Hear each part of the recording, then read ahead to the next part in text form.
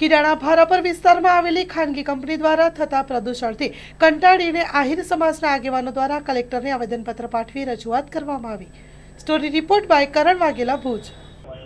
આજે કચ્છ આહિર સમાજ દ્વારા ગાંધીધામ તાલુકામાં સાલ કંપની આવેલી છે, કિરાણાના ભારાપરના ગામની બાજુમાં। આ કંપની છેલ્લા 10 વર્ષથી ખૂબ પ્રદૂષણ ફેલાવે છે અને એટલું બધું ડસ્ટ ફેલાય છે કે આજુબાજુ ગામડાઓને કાં તો પ્લાન થવું પડે એવું છે અને કાં કંપનીને પ્લાન થવું પડે। કંપનીએ વારંવાર બાંહેધરીને ખાતરી આપેલી કે ભાઈ અમે આ કંપની જે અહીંયાથી ખસેડી લઈશું। આનો એક જ ઉપાય છે કે આ કંપની બીજી જગ્યાએ જાય તો જ આ ગામનો કાયમી ઉકેલ આવે તેવું છે। અત્યારે પરિસ્થિતિ એટલી બધી ખરાબ છે કે દરરોજ તમારે અડધા ઇંચ જેટલી તમારે આ કોલસાની ભૂકી, માની લો કારાસ, મેસ જેને કહીએ, એ બધા મકાનો ઉપર, સ્કૂલો ઉપર, ધાર્મિક અમારા આહિર સમાજનું બાજુમાં જ ગુરુદ્વારો આવેલો છે, અમારા આસ્થાનું કેન્દ્ર છે જે તીર્થધામ છે, ત્યાં પણ અત્યારે ખૂબ આને લઈને નુકસાન થઈ રહ્યું છે। વારંવાર રજૂઆતો કરી છે, અવારનવાર આવેદનપત્રો આપ્યા છે, પર્યાવરણ બોર્ડને પણ આપેલા છે, પરંતુ કોઈ નિરાકરણ આવતું નથી।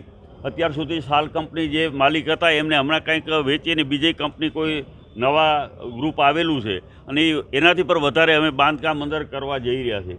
તો પરિસ્થિતિ અત્યારે એટલી હદે ખરાબ છે કે બાજુમાં જ ત્યાં સ્કૂલો આવેલી છે, ત્યાં ધાર્મિક જગ્યાઓ છે, તીર્થધામ છે અને આજુબાજુવાળા ગામવાળા એમાં રહી શકે એવી જ પરિસ્થિતિ નથી। તમારે એના મકાનના નરિયા હોય, છત હોય તો કાયમ દિવસમાં 4 થી 5 વખત એને સફાઈ કરવી પડે છે અને આને કારણે અત્યારે આ પરિસ્થિતિ રહી તો ત્યાં ભયંકર રોગચાળો પણ ફેલાઈ શકે એમ છે, કેન્સર જેવી બીમારીઓ પણ આવી શકે એમ છે। ત્યાં વિદ્યાર્થીઓ, નાના નાના ભૂલકાઓ અભ્યાસ કરી રહ્યા છે, એની આરોગ્ય ઉપર પણ મોટી અસર થાય એવી પરિસ્થિતિ છે। તો આજે કલેક્ટરશ્રી સમક્ષ સમગ્ર આહિર સમાજ આજે આવ્યા છે। આહિર સમાજના અમારા જિલ્લાના પ્રમુખ છે, હોદ્દેદારો છે, જુદા જુદા વિભાગના પ્રમુખો છે, બધા સાથે મળી અને કલેક્ટરશ્રી પાસે રજૂઆત કરવા આવ્યા છે કે ભાઈ આટલી હદે જ્યારે પર્યાવરણ પ્રદૂષણ ફેલાવતી હોય તો એ કંપનીને ખરેખર એના ઉપર પગલાં લેવા જોઈએ, કાર્યવાહી થવી જોઈએ। તો જીપીસીસી બોર્ડને પણ અવારનવાર આ જાણ કરી છે પણ કોઈ કાર્યવાહી થતી નથી। કાંઈક ને કાંઈક આવે, ખાલી આંટો મારીને ચાલ્યા જાય છે પણ કોઈ યોગ્ય કાર્યવાહી થતી નથી। તો આ ખૂબ ગંભીર પરિસ્થિતિ છે। અવારનવાર આંદોલનો પણ થયા છે, ગેટ ઉપર ગ્રામજનો આંદોલન કરીને બેસી પણ ગયા છે, પરંતુ કોઈ જ્યારે આંદોલન થાય ત્યારે ખાતરીને બાંહેધરી આપે કંપની કે ભાઈ અમે આ પ્રદૂષણ નહીં થાય એવી અમે। આજે હું કચ્છ મંડળ આહિરના પ્રમુખ તેજાભાઈ કાનગડ। આજે અમારે ભારાપર ગુરુદ્વારાની બાજુમાં સાલ કંપની જે આજે 22 વર્ષથી પ્રદૂષણ કરી રહી છે એના માટે અમે આજે સમાજે લડત ચાલુ કીધી છે। કિરાણા, ભારાપર બધા ગામોના સાથે રહ્યા છે અને બધે ગામેમાં ઠેઠ અતંજાર, કિડાણું, આદિપુર, તુણા, ભારાપર બધી જગ્યાએ પ્રદૂષણ બહુ ફેલાવે છે, માણસને આરોગ્યને પણ બહુ નુકસાન કરે છે અને ગમે એટલું કંઈ તોય દાદ નથી આપતા। જ્યારે અમે જાય છીએ ત્યારે એ કહેવામાં આવે કે હવે પ્રદૂષણ નહીં થાય, પણ ક્યારેય પ્રદૂષણ ઓછું થયું નથી। પ્રદૂષણ દિવસે દિવસ વધતું ગયું છે।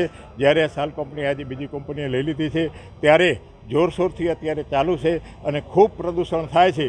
તો અમે એ પ્રદૂષણને આધારે આજે બધે નક્કી કીધું કે કલેક્ટર સાહેબને આવેદનપત્ર આપી અને ગમે એ રીતે બંધ કરાવીએ અને બંધ નહીં થાય તો અમે ત્યાં ઉપવાસ આંદોલન કરશું અને ગાંધી ચીડિયા માર્ગે ઉતરશું।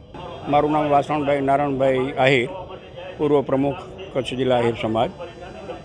આજે ભારાપર અને કિરાણા મધ્યે જે સાલ કંપની છેલ્લા ઘણા વર્ષોથી ત્યાં સ્થાયી થયેલી છે અને 17 વર્ષથી તો પ્રદૂષણનું એટલો બધો ભયંકર ત્યાં એ ફેલાવે છે કે માણસોને ત્યાં રહેવું, જીવવું મુશ્કેલ થઈ પડ્યું છે। હમણાં છેલ્લા 7-8 મહિના પહેલાં એ કંપનીના જે મેનેજર પહેલાં માલિક હતા અમદાવાદના, એ જૈનભાઈ કરીને કોઈ હતા, રાજેન્દ્ર જૈન, એને બોલાવીને કીધું આટલું પ્રદૂષણ છે હવે કેમ ચલાવવું, તો એ કે ના અમે આ કંપની બંધ કરીશું, હજુ અહીંયાથી ખસેડી નાખશું. પણ પરિસ્થિતિ એ ઉત્પન્ન થઈ કે હમણાં છેલ્લા 1-1.5 મહિના પહેલાં ઓરિસ્સાની કોઈ કંપનીને એવા બજારમાં સમાચાર છે 450 કરોડ રૂપિયામાં પરણાવી દીધી. અને ઓરિસ્સાની કંપની અત્યારે જે કામ હતું જે થતું હતું એના કરતાં વિશેષ વધારે પ્રદૂષણ ફેલાવવા માટેનો પ્રયત્ન અત્યારે જે વધારે કામ કરે છે એટલે થવાનું છે. માણસો કોઈ રહી શકતા નથી, બાળકોને એટલી બધી સ્કૂલમાં રહી, અમને તો સ્કૂલની પણ સ્થળાંતર કરવી પડી, ત્યાં જે સ્કૂલ હતી એની બાજુમાં જ, તો એ સ્થળાંતર કરીને ગામ લોકો બીજી જગ્યાએ સ્કૂલ ખસેડી ગયા. માણસોને આરોગ્યની દ્રષ્ટિએ જો કહીએ તો એ છેલ્લા 7-8 ગામોમાં, પછી ભારાપરનો સર્વે નંબર છે, કિડાણા જૂથ પંચાયત છે, અને વિશેષ તો એ કે હમણાં મહાનગરપાલિકા જે ગાંધીધામ બની એ મહાનગરપાલિકામાં ગાંધીધામ આવ્યું છે. હમણાં પરમ દિવસે 2 દિવસ પહેલાં કમિશનરને પણ ગાંધીધામ મહાનગરપાલિકા કમિશનરને પણ આવેદનપત્ર આપ્યું, GBCCને પણ આપ્યું, અને કીધું કે ભાઈ આ બધી પરિસ્થિતિ તો ના અમે બધા એ પ્રયત્ન કરશું. હવે તો આ મહાનગરપાલિકામાં જ્યારે એ ગામ છે તો આવા પ્રદૂષણ થાય તો માણસો રહી કેમ શકશે.